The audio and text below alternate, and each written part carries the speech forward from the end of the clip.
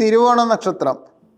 തിരുവോണ നക്ഷത്രത്തിൻ്റെ അധിപൻ ശരിക്കും പറഞ്ഞാൽ ചന്ദ്രനാണ്. അതുപോലെ നിങ്ങളുടെ സ്വഭാവം, നിങ്ങൾ അത്യാവശ്യം റെസ്പോൺസിബിൾ ആണ്, ലോയലാണ്, പ്രാക്ടിക്കലാണ്. നിങ്ങളുടെ സ്ട്രെങ്ത് എന്ന് പറയുന്നത് നിങ്ങളുടെ ക്ഷമ തന്നെയാണ്. അതുപോലെ നിങ്ങൾ അതുകൊണ്ട് നിങ്ങൾ നല്ല ഡിറ്റർമിനേഷനും ഉണ്ട്. നിങ്ങളുടെ വീക്ക്നെസ് എന്ന് പറയുന്നത് നിങ്ങൾക്ക് എന്തായാലും പിടിവാശിയുണ്ട്, ഓവർ തിങ്കിങ് ഉണ്ട്, ഇമോഷണലി നല്ല സെൻസിറ്റീവ് ആണ്. കാരണം നിങ്ങൾ പെട്ടെന്ന് ചൂടാവും, ചിലപ്പോൾ പെട്ടെന്ന് കരയും, ചിലപ്പോൾ പെട്ടെന്ന് ചിരിക്കാനും സാധ്യതയുണ്ട്. അതിൻ്റെ ബേസിൽ തീരുമാനം എടുത്തതിൽ നിങ്ങൾ ഭാവിയിൽ ചിലപ്പോൾ റിഗ്രറ്റ് ചെയ്യാനും സാധ്യത വളരെ കൂടുതലാണ്. നിങ്ങളൊരു ഫാമിലി ഓറിയൻറ്റഡ് പേഴ്സൺ ആണ്. അതുപോലെ നല്ല ഡിപ്പെൻഡ് ചെയ്യണ ഒരു വ്യക്തിയാണ്. ഇമോഷണലി നിങ്ങൾ സ്ട്രോങ് ആണ്, പക്ഷെ എന്നാലും ബിഹേവിയറിൽ അത് പ്രശ്നമാവാറുണ്ട്. ഡ്യൂട്ടിയിലും ലോയൽറ്റിയിലും നിങ്ങൾ ഫസ്റ്റ് പ്രാധാന്യം കൊടുക്കണതും കൊണ്ട് നിങ്ങൾക്ക് സ്ട്രെസ്സാണ് കൂടുതൽ ഉണ്ടാവാറ് റിസൾട്ടായിട്ട്. അല്ലാണ്ട് റിസൾട്ട് ഓറിയൻറ്റഡ് ആയിട്ട് നിങ്ങൾക്ക് വർക്ക് ചെയ്യാൻ പറ്റിയിട്ടുണ്ടാവില്ല. അത് പേഴ്സണൽ ലൈഫായാലും ശരി, കരിയർ പരമായിട്ടായാലും ശരി. ഒക്ടോബർ മാസത്തിൽ നിങ്ങൾക്ക് വർക്ക് പരമായിട്ട് കരിയറിലൊക്കെ ഒരു ടാസ്ക് എന്തായാലും നിങ്ങൾക്ക് ഡിമാൻഡ് ചെയ്യേണ്ടി വന്നിട്ടുണ്ടാവും. അതുപോലെ ഫാമിലി റിലേഷൻഷിപ്പ് ഡിസ്കഷൻ അതൊക്കെ എന്തായാലും ഉണ്ടാവും. അതൊക്കെ നിങ്ങൾക്ക് ഫേവറബിൾ ആയിട്ടുണ്ടാവും.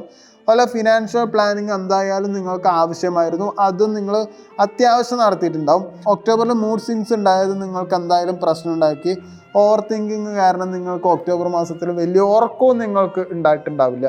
നിങ്ങൾ ഒക്ടോബറിൽ ക്ഷമയോടെയും പ്രാക്ടിക്കലായിട്ട് അപ്രോച്ച് ചെയ്തിട്ടുണ്ടെങ്കിൽ കാര്യങ്ങൾ കുറച്ച് സ്മൂത്തായിട്ട് പോയിട്ടുണ്ടാവും. പക്ഷെ നവംബർ മാസത്തിൽ അങ്ങനെയല്ല.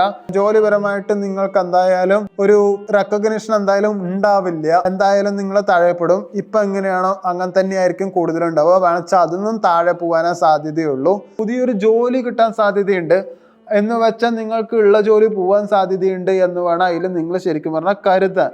ബിസിനസ്സിലും വലിയ വ്യത്യാസം ഉണ്ടാവില്ല, സ്റ്റഡി ഗ്രോത്ത് തന്നെയാണ്.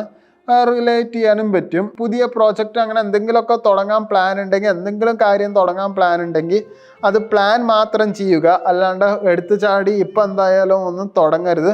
പക്ഷെ നീട്ടി വെച്ചിട്ട് ഒന്നും ചെയ്യാണ്ടിയും ഇരിക്കരുത്. സാമ്പത്തികപരമായി നോക്കുമ്പോൾ ഇൻക്രീസ് ആയിട്ട് തന്നെ വരുന്നത്. പക്ഷെ നിങ്ങൾ എന്തായാലും ആവശ്യമില്ലാത്ത സാധനങ്ങൾ വാങ്ങിയിട്ടുള്ള സമ്പത്തെല്ലാം കളയും, അത് ഉറപ്പുള്ള ഒരു കാര്യമാണ്. ഒരു സ്റ്റെപ്പ് ബൈ സ്റ്റെപ്പ് അപ്രോച്ച് നിങ്ങൾ ചെയ്യുകയാണെങ്കിൽ എന്തായാലും സ്റ്റെബിലിറ്റി ആൻഡ് സക്സസ് നിങ്ങൾക്ക് എന്തായാലും ഉണ്ടാവും. നിങ്ങളുടെ റിലേഷൻഷിപ്പ് എടുക്കുകയാണെങ്കിൽ സിംഗിൾ ആണെങ്കിൽ ഒരു ന്യൂ കണക്ഷൻ പോസിബിൾ ആണ്. അതെന്തായാലും വലിയ കാര്യമൊന്നും എന്തായാലും ഉണ്ടാവില്ല. വെറുതെ ഒന്ന് സംസാരിച്ച് തുടങ്ങും, അല്ലാതെ അതിൽ കൂടുതൽ ഇമ്പോർട്ടൻസ് ഒന്നും അതിലെന്തായാലും കൊടുക്കേണ്ട ആവശ്യമില്ല.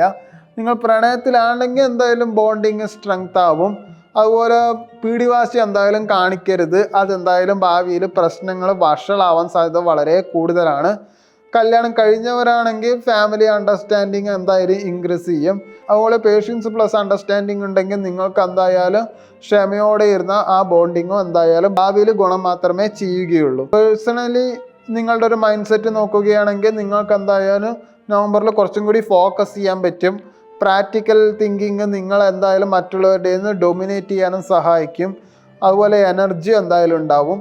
കൺസിസ്റ്റൻ്റ് ആയിട്ട് വർക്ക് ചെയ്യുകയാണെങ്കിൽ, ഒപ്പം ക്ഷമയും കാണിക്കുകയാണെങ്കിൽ ലോങ് ടേം സക്സസ് എന്തായാലും നവംബർ മുതൽ ഭാവിയിലേക്ക് എന്തായാലും ഉണ്ടാവുന്നതാണ്. സാമ്പത്തികം നോക്കുകയാണെങ്കിൽ കടങ്ങളൊക്കെ തിരിച്ചെന്തായാലും കിട്ടും.